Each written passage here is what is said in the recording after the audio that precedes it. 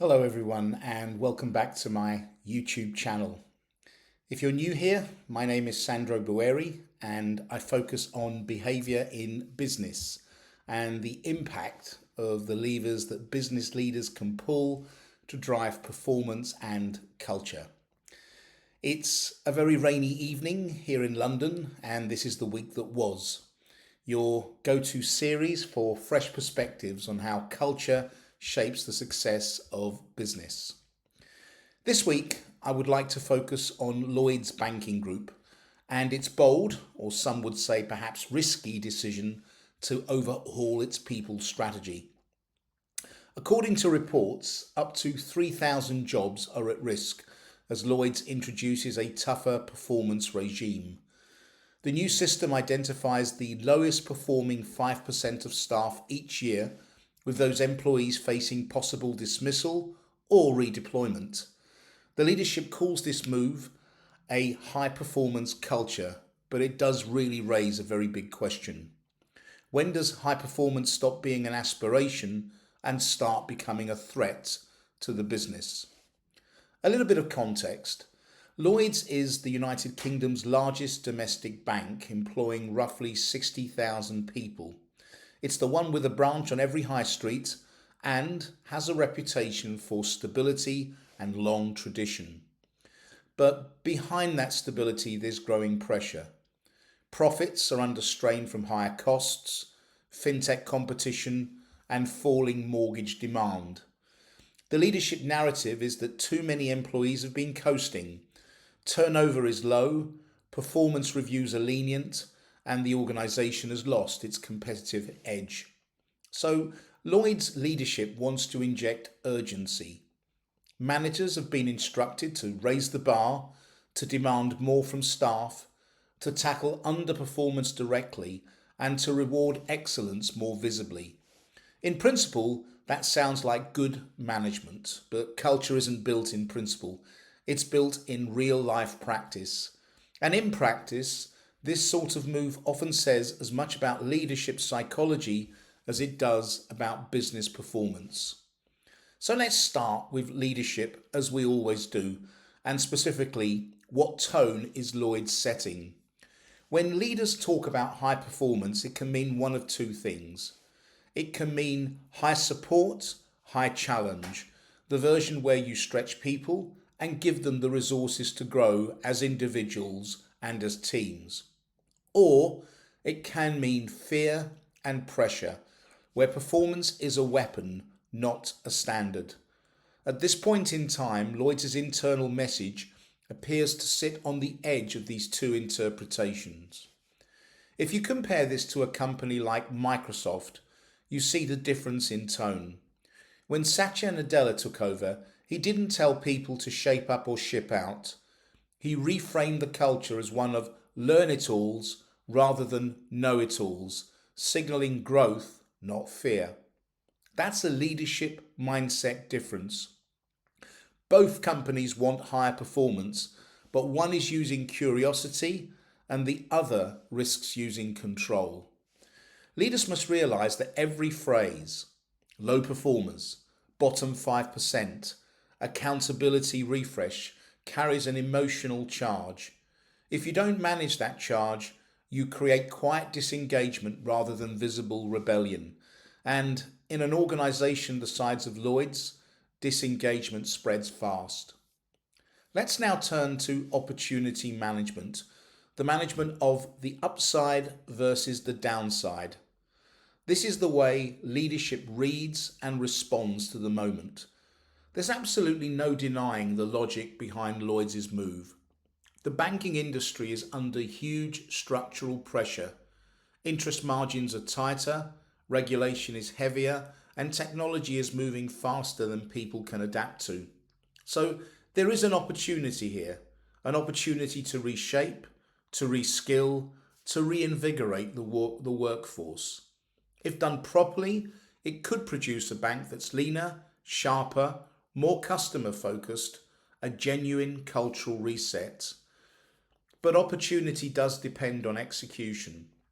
If the process feels punitive, Lloyds risks alienating its best people, Those who might think, if this is what high performance means here, maybe I'll take my skills elsewhere. We've seen this before. Some of you will remember Barclays under Anthony Jenkins in 2014.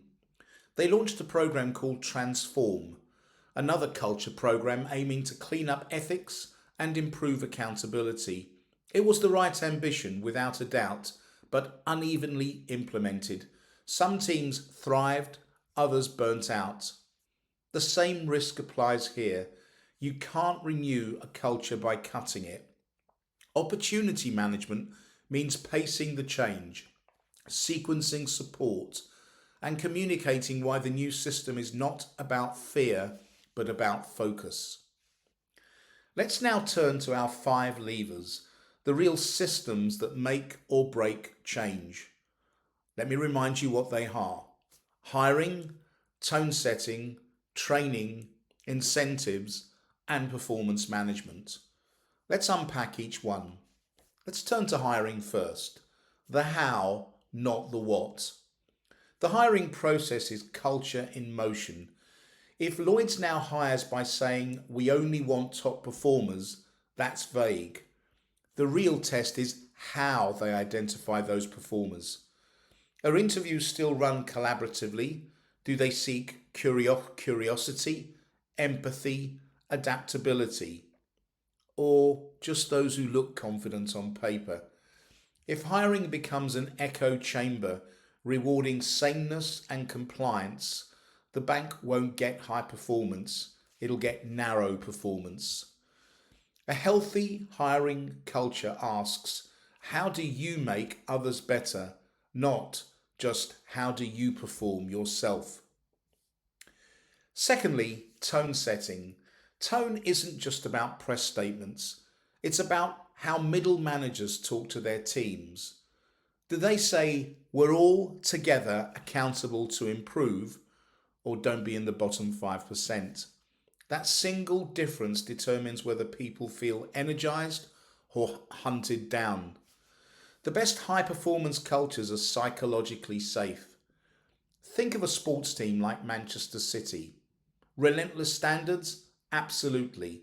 But players describe Manchester City as a place where mistakes are part of mastery, not grounds for punishment.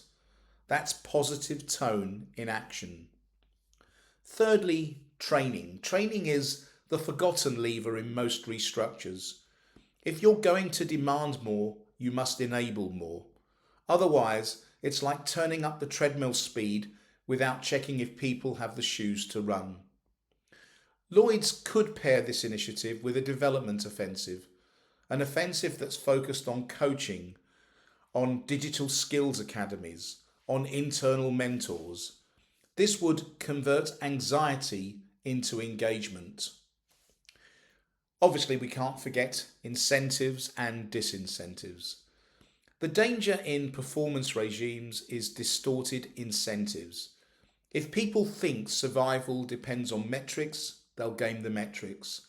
If you want high performance, reward collaboration, reward problem solving, and reward customer outcomes, not just individual scorecards.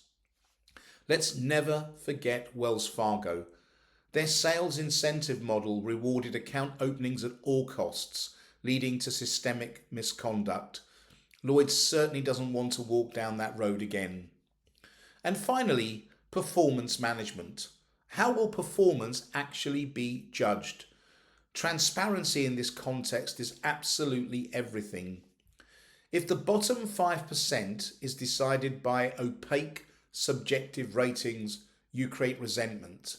If it's data-driven, fair, and explained, you can still keep trust even when outcomes are tough. People don't fear evaluation, they fear unfairness. So what can we take from all this? The Lloyds story, it's not just about banking. It's a mirror for every organisation trying to reignite ambition after years of complacency. You can't spreadsheet your way to culture. Culture changes when leaders model the behaviour they want to see, when they combine clarity with compassion. A truly high performance culture isn't one where people are afraid to fall. It's one where they're inspired to fly. So here's my reflection question for all of you. If you were leading Lloyds today, how would you communicate this shift differently? Would you start with targets or with purpose? And how do you define high performance? Is it about outcomes, effort, or energy? Please comment below. I'd love to hear your view. Whilst it may seem enigmatic and difficult to solve for, culture is a critical component to success of business.